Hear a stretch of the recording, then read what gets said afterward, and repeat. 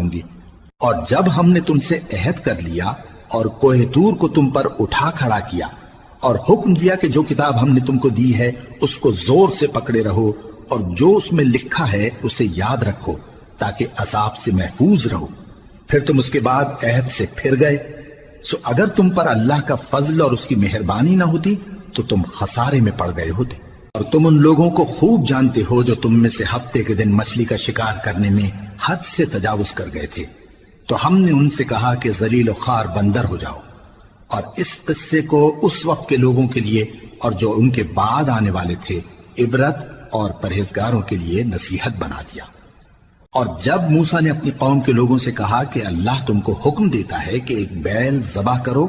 وہ بولے کیا تم ہم سے ہنسی کرتے ہو؟ موسیٰ نے کہا کہ میں اللہ کی پناہ مانگتا ہوں کہ نادان بنوں۔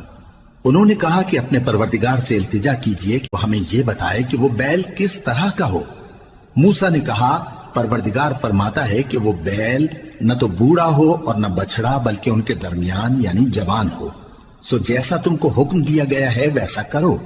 انہوں نے کہا اپنے پروردگار سے درخواست کیجئے کہ ہم کو یہ بھی بتا دے کہ اس کا رنگ کیسا ہو۔ موسیٰ نے کہا پروردگار فرماتا ہے کہ اس کا رنگ گہرا زرد ہو کہ دیکھنے والوں کے دل کو خوش کر دیتا ہو۔ انہوں نے کہا اب کے پروردگار سے پھر درخواست کیجئے کہ ہم کو بتا دے کہ وہ اور کس کس طرح کا ہو، کیونکہ بہت سے بیل ہمیں ایک دوسرے کے مشابہ معلوم ہوتے ہیں، اور اللہ نے چاہا تو ہمیں ٹھیک بات معلوم ہو جائے گی۔ موسیٰ نے کہا کہ اللہ فرماتا ہے کہ وہ بیل کام میں لگا ہوا نہ ہو، نہ تو زمین جوتتا ہو اور نہ کھیتی کو پانی دیتا ہو،